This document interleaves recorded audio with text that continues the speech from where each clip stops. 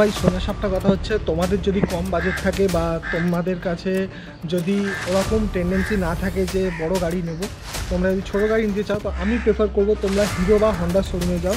ইয়ামাহার শোরুমে ভুলেও যাবে না। Hello guys, welcome back to my channel, welcome to new video. অনেকদিন পর তোমাদের জন্য ভিডিও নিয়ে চলে এসেছি। আর থাম্বনেল দেখে নিয়েছো, হ্যাঁ নতুন গাড়ি কেনার প্ল্যানিং করে নিয়েছি, নতুন বাইক নিচ্ছি। বাবলি থাকবে আমার ফার্স্ট প্রায়োরিটি, বিকজ এটা আমার লাইফের ফার্স্ট বাইক, তো বাবলি থাকবেই। বাবলির সাথে অনেকগুলো স্মৃতি আছে, ঝাড়গ্রাম, বেলপাহাড়ি, দীঘা, উড়িষ্যা, তারপরে আরও বহু জায়গায়, তোমরা সবই ভিডিও দেখেছো। তো আপাতত বাবলিও থাকবে আর নতুন গাড়ি আসতে চলেছে। তো চলো লেটস গো, নতুন গাড়ি দেখতে যাই, শোরুমে যাই। আপাতত দেখি কি গাড়ি পছন্দ হয়। আর রাস্তায় রিতম ওয়েট করছে, রিতমকেও পিক আপ করে নেবো আর দুজনে একসাথে দেখতে যাবো গাড়ি। চলো লেটস গো। কতদিন পর রিতম এলো, হ্যাঁ কি সুন্দর দেখতে লাগছে রিতমকে, লালটুস হয়ে গেছে, তার উপরে লাল গেঞ্জি।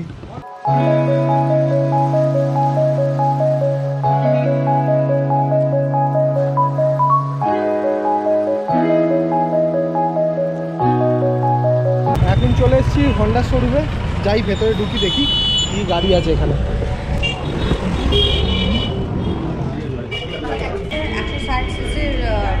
আছে SP 160, এছাড়া 185 আছে হর্নে, CB 200X পেয়ে যাবেন, এর মধ্যে অ্যাভেলেবেল নেই, পেয়ে যাবেন। এটার কি প্রাইস আছে? এটা ডাবল ডিস্কে হয়, সিঙ্গেল ডিস্কে হয়। Double disc? ডাবল ডিস্কে 1,49,710। এটা কি 160 SP? আচ্ছা, এটা সেম। কয়টা কালার? আমাদের কাছে এই মুহূর্তে 4টে কালার আছে, 1, 2, 3, ভেতরে রেড আছে। আচ্ছা, এটা 1,36,000 চলে যাচ্ছে। এটা কেমন পড়ছে? এটা 1,68,000 সামথিং পড়বে। মানে এসপির থেকেও বেশি? হ্যাঁ, অ্যাকচুয়ালি 185 সিসি। আচ্ছা, এটা 150। এটা আগের 100 নয়, এটা 100 2.0। বেশি ভালো লাগে, ম্যাটটাও ভালো লাগে। এটা ম্যাট কালার নাকি? হ্যাঁ, এই দুটো ম্যাটে হয়। এই দুটো ম্যাটে আছে। আচ্ছা, দুটাও ভালো লাগছে। এখানে অনেকগুলোই গাড়ি আছে, SP 125, 5টা ভেরিয়েন্ট আছে। আমার এটার ম্যাট কালারটা একটু বেশিই ভালো লাগছে। বাবলির মতো সেমই, একটু হালকা খালি ডিফারেন্স আছে, এবং ডিজিটাল মিটার হয়ে যাচ্ছে খালি। রেডটাও ভালো লাগছে। ঠিক আছে, দেখছি। ওকে, থ্যাংক ইউ। হ্যাঁ হ্যাঁ, নিশ্চয়ই নিশ্চয়ই।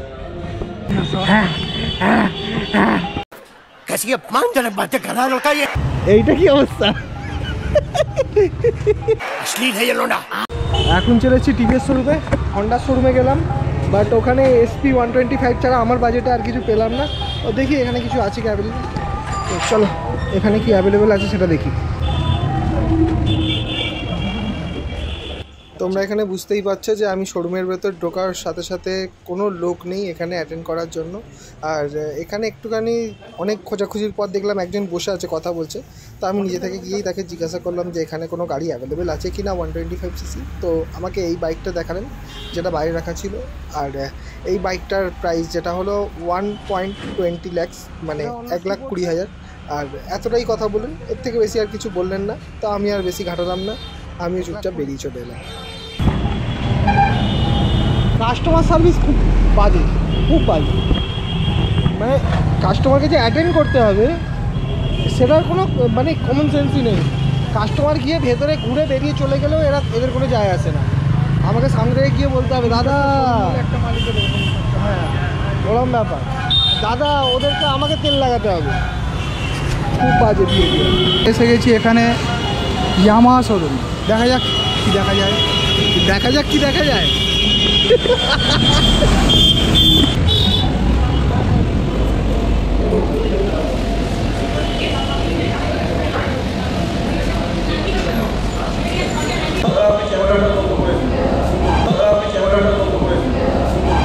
तो गेम बजाना पड़ेगा।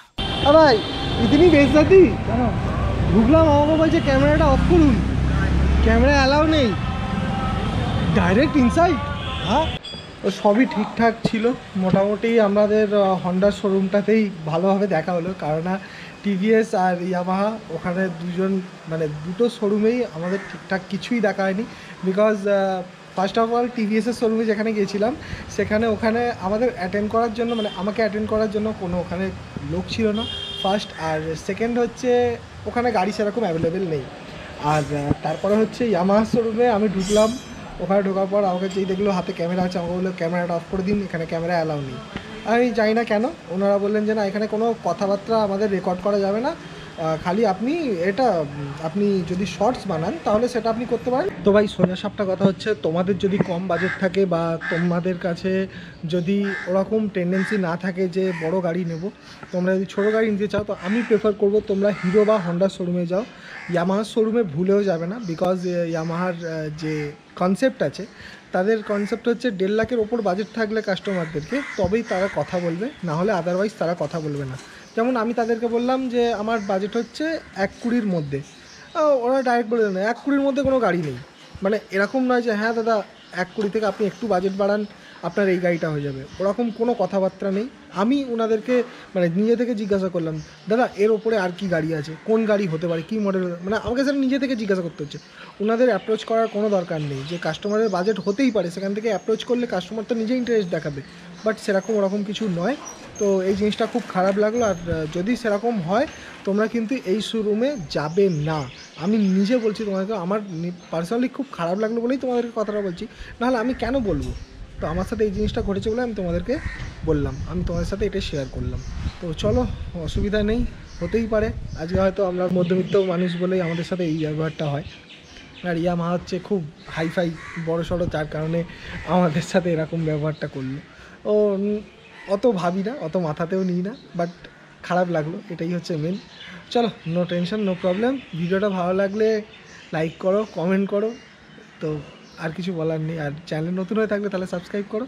তবে নতুন গাড়ি খুব তাড়াতাড়ি আসতে চলেছে, ডিসিশন চলছে যে কী গাড়ি নেওয়া যায়, আর দেখা যাক কী গাড়ি আসে। চলো, দেখা হচ্ছে তোমার সাথে নেক্সট ব্লগে।